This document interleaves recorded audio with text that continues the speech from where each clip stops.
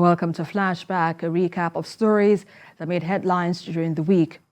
We begin with Monday in Lagos State, where residents woke up with the news that Ojota area of the state was taken over by crisis. One person was killed and a police van burned in the incident. Burnt tires were evident at the scene earlier in the day. According to reports, the crisis started as police officers from the Lagos Police Command tried to disperse Yoruba Nation agitators. Though calm has been restored, there is heavy presence of security agents with their vehicle strategically positioned.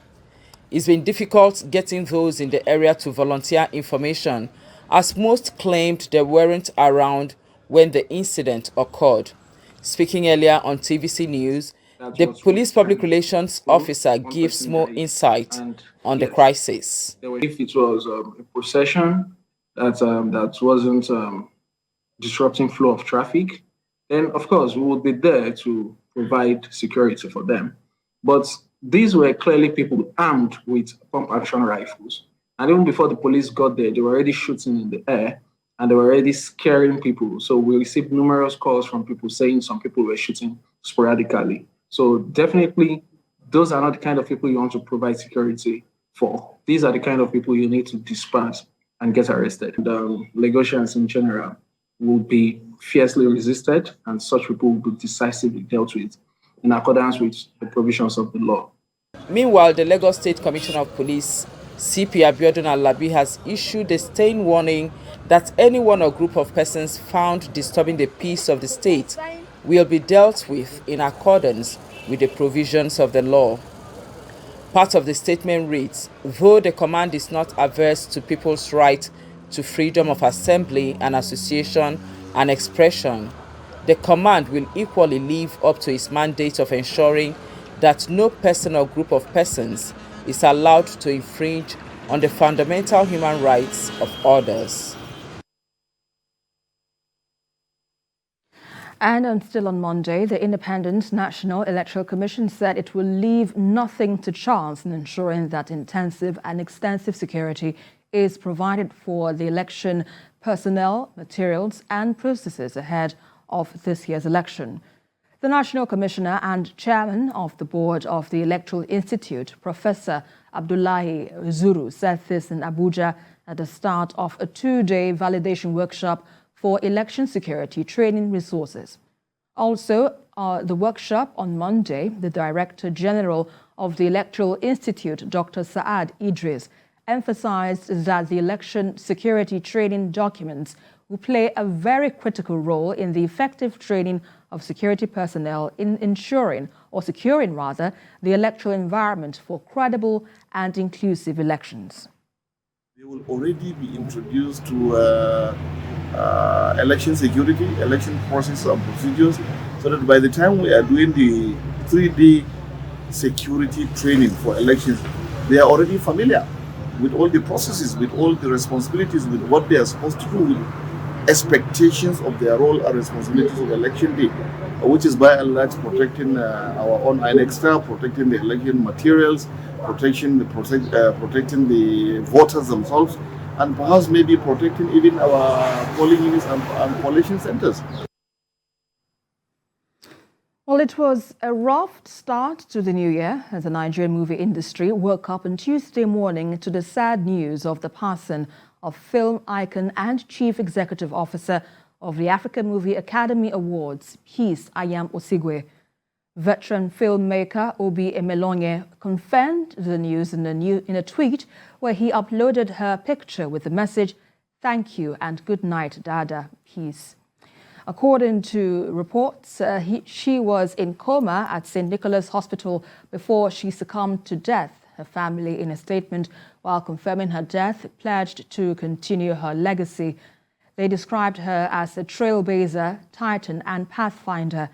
Peace Ayam Osigwe wasn't only the CEO of the African Movie Academy Awards, she was also the president of the Association of Movie Producers and one of the prominent figures in Nollywood.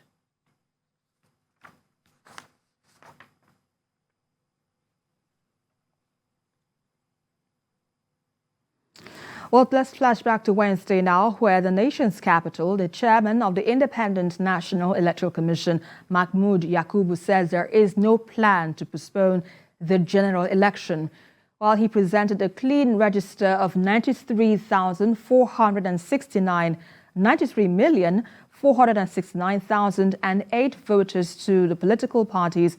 Professor Yakubu said the timetable for the election hasn't changed. Content subsection 6 of the newly enacted Electoral Act mandates INEC to present a clean register of would-be voters to political parties well ahead of any election. So I present this to your party. Bros, take it easy now. It is in fulfillment of this provision that INEC is meeting with representatives of political parties. Nigeria now has 93,469,008 registered voters. Lagos State takes the lead with 7,060,195, and it is followed by Kano with 5,921,370, while Kaduna is just behind with 4,335,208 registered voters. In the last 48 hours, INEC has been at the center of discussions regarding its fears that rising insecurity may compel a shift in the 2023 general election, which is about 6 weeks away. This has generated widespread reactions, even from the government of the day, which insists nothing will jeopardize the elections. The repeated assurance by the security agencies for the adequate protection of personnel, materials, and processes also reinforces our determination to proceed. The 2023 general election will hold as scheduled. The political parties applaud the efforts of the Commission so far and promise their continued support towards achieving set goals. Political parties are resolved to ensure that we cooperate with the Commission to ensure that the Commission have a smooth and successful election. We've been campaigning for the past almost 1 year now. And we have a set target of election coming on the 25th of February for the first one, second one on the 11th of March. So it's a welcome development, and we are excited that INEC keeps the timetables. The situation in Anambra was tensed, but the Commission went ahead with the cooperation of other political parties and then held the election. The atmosphere now is more peaceful than what we had during the Anambra governorship election. So there's no reason whatsoever why the election will not hold. And on Thursday, the former Director General of the Peter Obi Dati Presidential Campaign Council, Ayam Osigwe, was arrested by the Department of State Services. However, the Labour Party chieftain was also quickly released by the DSS. Mr. Osigwe was intercepted by the DSS at Terminal 1 of the Murtala Mohammed International Airport, Lagos, on his way to London. Mr. Osigwe shared the details of his release that afternoon in a tweet. He wrote, quote, "I was arrested and detained at the MMIA Lagos this morning, 12th January, on my way to the UK for medicals, years after my passport had been withheld by the FHC, Abuja. I just left the EFCC office where senior officers in Lagos and Abuja apologized to me for the error," end quote. The EFCC said the DSS acted on the July 2016 watch list request when they made the arrest. Well, on that same day, the Independent National Electoral Commission extended the time for the collection of PVCs by 8 days. The deadline for the collection was moved to 29th of January. The Commission expressed satisfaction with the turnout of registered voters and the surge in the number of collected PVCs across the country. INEC said in some of the states, as many as 100,000 PVCs were collected in the space of 5 days. It added that all the resident electoral commissioners have been directed to ensure that no sharp practices occur nationwide and that immediate disciplinary action should be taken against violators. Now let's flash back to Friday, where the President Muhammadu Buhari charged Global South leaders to agree on a common agenda in tackling debt burden and inflation in the region. The president, in his address to the Global South Virtual Summit hosted by India, said the huge debt burden has significantly derailed the development plans of many countries. President Buhari advised fellow leaders to agree on a common agenda to enable countries within Latin America, Asia, Africa and Oceania put forward their collective demands to the global north through India as voice of the South. By expressing my appreciation to the Prime Minister of India, Narendra Modi, for inviting me to participate in this summit.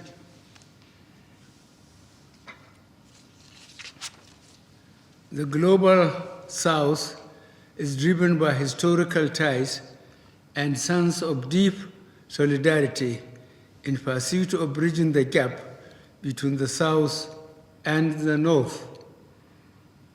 The initiative to convene this summit, which is called the Voice of the Global South under the theme Unity of Voice and Unity of Purpose, is indeed very commendable. Also on Friday, the Supreme Court dismissed the appeal filed by the former Minister of Finance, Etubom Anthony Ani, against Etubom Ekpo Okun over the traditional stool of the Obong of Calabar. The judgment, which was delivered by Justice Amina Oji, was dismissed the appeal for lacking in merit. Justice Ogbojo Oga of the High Court of Cross River State had removed Abasi Otu, who was a candidate-elect, on grounds that it is contrary to natural justice, equity and good conscience, thereby upholding Etubom's Anthony's emergence as Obong of Calabar elect. But Abasi Otu, not satisfied with the outcome, appealed the decision at the Calabar Division of the Court of Appeal. While delivering judgments in the June 2013 appeal, Justice Lawal Garba set aside the selection process that produced Anthony Ani and held that Abasi Otu was traditionally qualified at the time of the selection process. Etubom Anthony Ani therefore approached the Supreme Court challenging the decision of the Court of Appeal and exercise in futility. The Obong of Calabar, who has been on the stool for since 2008, and who the Utom-Obong people from all over Nigeria have come, that is Effiks in particular, have come to celebrate him because they appreciate him. Their actions have been affirmed. And he is the rightful Obong, and therefore that matter, I believe, has been laid to rest, and all Effiks will come together, all will come together to support, to promote a stool that existed since before 1893.